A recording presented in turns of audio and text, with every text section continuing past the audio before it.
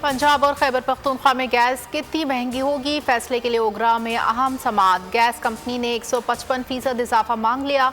बात मानी गई तो 600 रुपए वाला बिल 1500 तक जा पहुंचेगा। दौरान समाअत सनतकारों का एहतजाज, तंबी की पैदावारी लागत बढ़ जाएगी।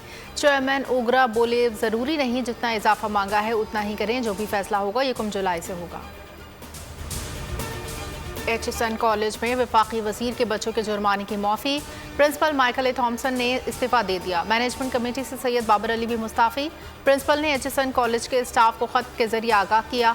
लिखा, अब तक HSN कॉलेज छोड़ने का इरादा नहीं किया था, दूसरा रास्ता नहीं। बतौर प्रिंसिपल मैंने हमेशा स्कूल की साख की हिफाजत की। कुछ लोगों को तरजीह देने के लिए पॉलिसी को नुकसान पहुँचाया गया।